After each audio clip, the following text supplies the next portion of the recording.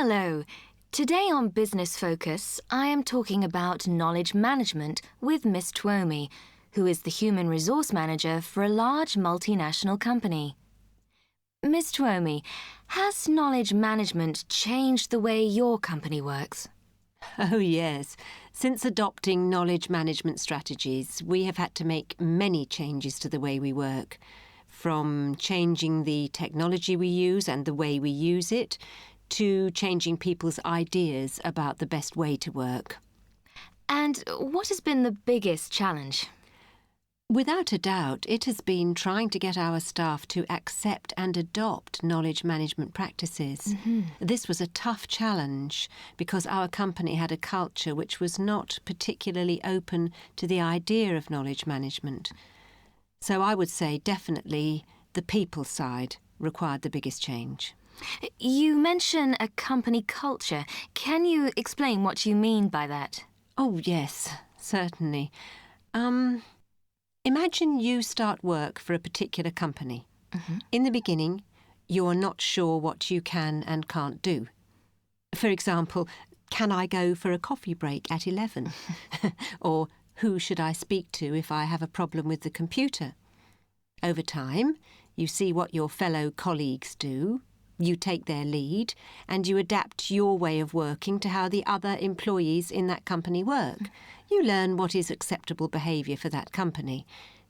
One of the best definitions of company culture is, it's the way things are done round here. Why did your company culture create such a challenge when adopting knowledge management? Well, knowledge management is often about knowledge sharing. The company wants to be able to make the useful knowledge that one person has available for other people to use. However, people can be very protective of what they know. There is prestige in being a recognised expert and having people ask you for your help. Obviously, if you share your knowledge so that it's freely available to everyone, you're giving up some of that prestige.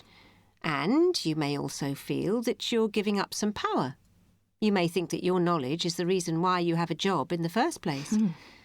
So for a company, it's obviously not enough just to say, well, now we think you should share your knowledge. And in our company, experts did have status. And there was also considerable prestige gained by thinking up new, original ideas, rather than reusing the good ideas which worked for other people in other offices. So, in these two areas of trying to implement knowledge management strategies, that of sharing knowledge and that of reusing knowledge, our company culture, the way we did things round here, had to change.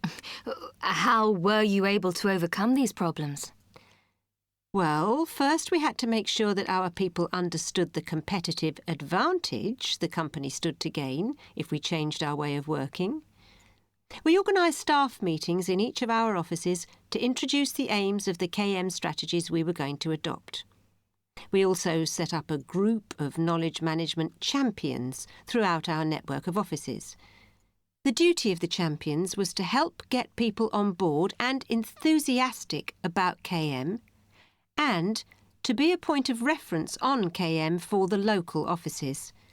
The champions were fundamental to spreading the KM message and also provided an important link between HQ and local offices. As well as the personnel aspect of KM, we also had to bring in new technology to help us. We set up special pages on our intranet, which provided information on what was happening in our offices, and we asked employees to advertise their fields of experience and interest so that it became much easier to find the knowledge we needed. We put these on a special database, which everyone had access to. We also invested in new technology which made having online conferences easier to organise. It sounds like it was a lot of work. Indeed it was. And in the beginning, there were some problems and hiccups. But we are really seeing the benefits of implementing knowledge management now, as there is greater communication between the offices and people are realising that if we all work together, we can achieve much better results. Well, thank you, Miss Twomey, for agreeing to talk to us about knowledge management. That is all for today from Business Focus. Next week, we shall be talking to the managing director of a chemical company who has made great...